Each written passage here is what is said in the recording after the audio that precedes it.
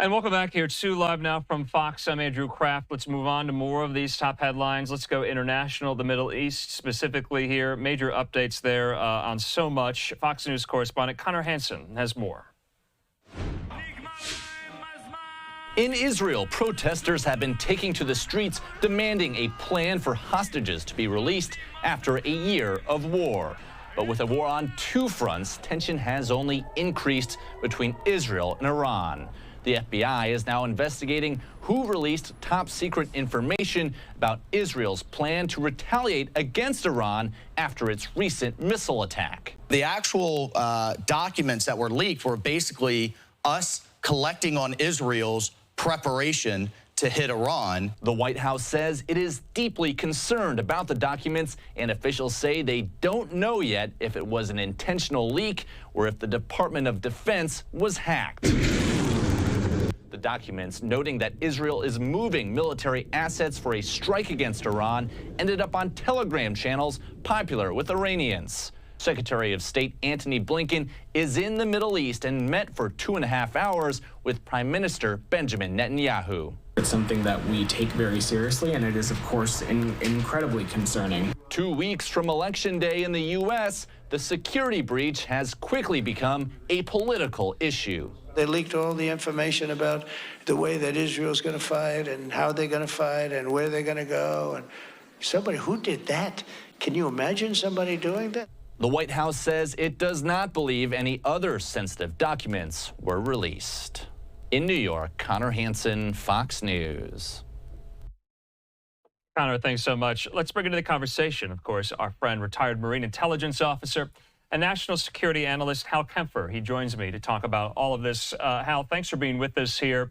Let's start off with the Iran-Israel leak. I want to put up this statement here you see from some of these officials. We got a statement today, Hal, from the FBI. And the FBI says this, that they are investigating the alleged leak. We have the statement saying they're investigating the alleged leak of classified documents and working closely with our partners in the Department of Defense and intelligence community.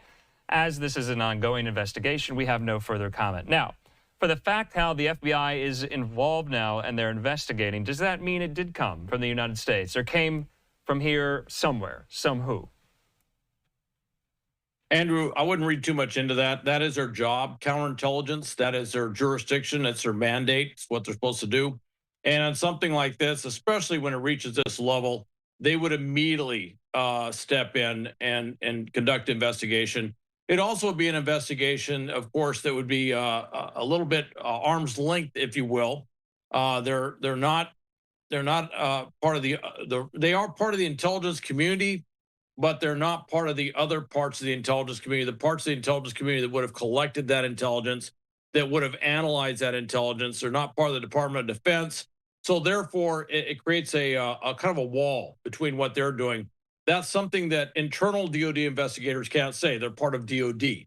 And so there's always a concern that when there's an internal investigation like that, that the internal investigators will somehow not be as diligent or somehow try to make the that department not look as malfeasant, if they are malfeasant, or at least less competent in their security than they would otherwise be.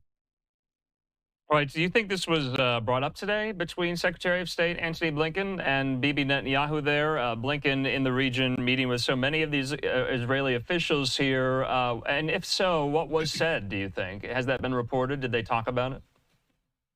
I've seen nothing on that, but that is not the one that they do in front of the cameras or the reporters. That would be a very closed door meeting. And I would be surprised if that didn't come up. I mean, at some point, I would be somewhat surprised if Netanyahu didn't turn to him and say, gosh, you seem to be collecting a lot of intelligence on us, or words to that effect. I would imagine that would come out. Now, of course, if you go back in history, Israel has a little bit of a history of collecting intelligence on the U.S. too, which has caused some issues in the past, in decades past. So with that said, I'm sure it was talked about, but nothing is going to be said publicly about it. I'm sure that everyone's just going to, certainly from a bilateral relations standpoint, it will just kind of remain unsaid for the time being. But with that said, I'm sure that they're very concerned, which is Does the U.S. have a leak? Obviously, it could be a person. There was somebody speculated about in the press today. I haven't heard that confirmed at all, so I'm not going to say anything more on that. But with that, it could be a person. The fear there actually is probably his bigger fear is that there was a hack, because if somebody was able to access those databases, particularly those databases, because we're talking not just top secret, but code word protected information. Well, that is I got to tell you, that sends a chill down anybody involved with counterintelligence. Hal, just lastly on Blinken's trip there to Israel, it was reported that he did say, essentially, and I'm paraphrasing here, Israel needs to take advantage of this opportunity. The opportunity meaning the death of Yahya Sinwar, the death of Ismail Haniyeh, the death of Hassan Nasrallah. Also, this news today as well, the Israeli military confirming that one of its airstrikes outside of Beirut earlier this month killed a top Hezbollah official who had been widely expected to be the group's next leader. So almost in the immediate aftermath that Hassan Nasrallah is confirmed dead in an Israeli strike there in the suburbs of Beirut, his successor also taken out of the battle space, out of Lebanon as well. His name, Hashem Safadine. So I just have to ask, you know, now that this has been confirmed, it has been reported and speculated on, the IDF did come and confirm this now. That's another opportunity Israel can take. I'm asking, is there a time frame or a window? And is that window narrowing or expanding to move on whatever opportunity Antony Blinken's talking about? I think the U.S. position is pretty much that the window is now opened, that there's obviously been a change of leadership, not just with Hamas, but also with, as you mentioned, a huge change of leadership, a gap in leadership is probably a better way to put it, with Hezbollah. And this is an opportunity on both fronts. And there's two different deals. As you recall, Hezbollah has kind of separated itself from the requirement that there has to be a ceasefire with Hamas before they would entertain getting into a ceasefire. They basically have moved away from that. Not officially from the top levels of Hezbollah. Not sure who the top level of Hezbollah is as we speak, but certainly, you know, speaking on behalf of them, the Lebanese government has kind of said they have accepted that. But I'm sure that Secretary Blinken is saying, look, this window will not stay open forever.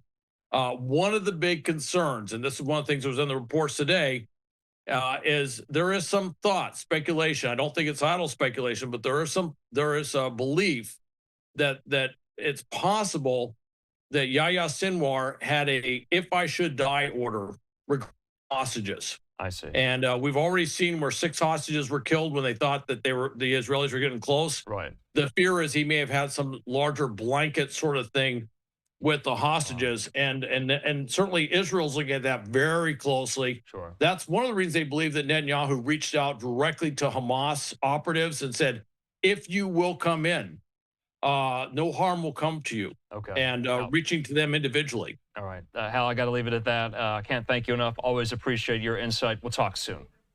Okay. Thank you, Andrew.